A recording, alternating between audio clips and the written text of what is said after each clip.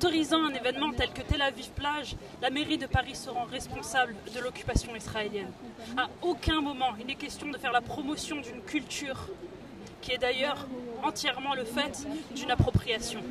Une violence qui a été tellement banalisée que des événements tels que ceux qui ont provoqué la mort du petit Ali Dawabche et de son père possibles. En participant à Tel Aviv Plage, on se rend complice de l'occupation israélienne. Avis aux antifascistes, anticolonialistes, ne vous rendez pas complices de la colonisation israélienne. Ne supportez pas Tel Aviv Plage. Alors il n'est pas question de laisser un tel événement immoral et illégal se dérouler tranquillement. Nous appelons toutes les personnes, tous les élus qui sont indignés à venir dire jeudi 13 août, ici, sur les lieux de Paris-Plage, dénoncer cette propagande honteuse. Une fois de plus, il ne s'agit pas de religion, mais de la défense du droit international et des droits de l'homme. Il s'agit de dignité humaine.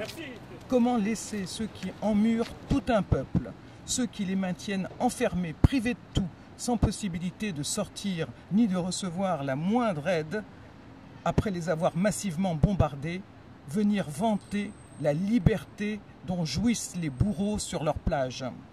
Peut-on, pendant que les colons israéliens brûlent vifs des enfants et leurs familles, pendant que le régime et l'armée d'occupation volent chaque jour davantage de terre aux Palestiniens, détruisant leurs maisons, leurs villages, leurs oliviers et tout leur patrimoine culturel, laisser ces négationnistes venir vanter la détente et les réjouissances caractéristiques de l'ambiance israélienne?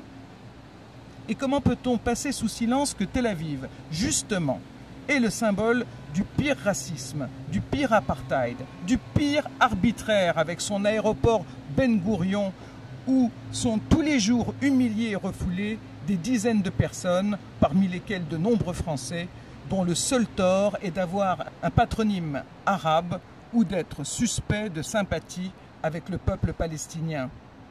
Et nous avons également à cœur de dénoncer les méthodes antidémocratiques de la maire de Paris, Madame Hidalgo, qui se croit dans une république bananière et qui essaye de faire ses mauvais coups en douce.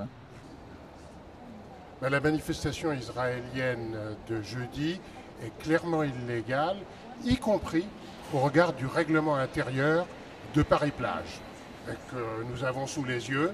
Ce règlement interdit notamment toute promotion publicitaire par objet, document, etc., alors même que les Israéliens placent leurs manifestations sous le sponsorship d'une grande marque de savon de la mer Noire, c'est-à-dire de savon de cosmétiques fabriqués sur les terres volées aux Palestiniens, et qu'ils promettent des lots, des cadeaux, etc., d'une manifestation donc purement commerciale.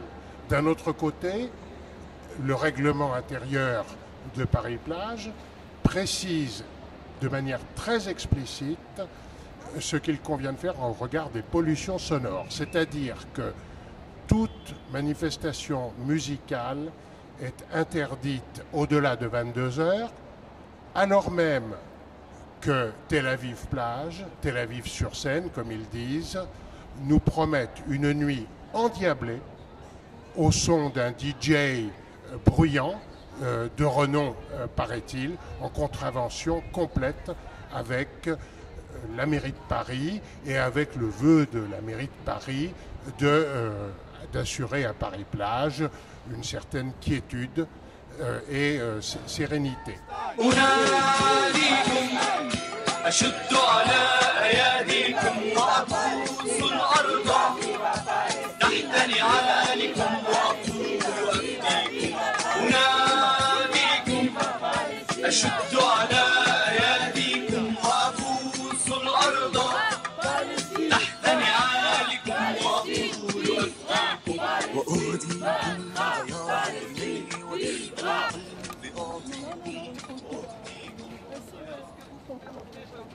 Soyons nombreux à manifester notre indignation jeudi toute la journée en fonction des disponibilités horaires de chacun et chacune si cet événement obscène n'est pas annulé.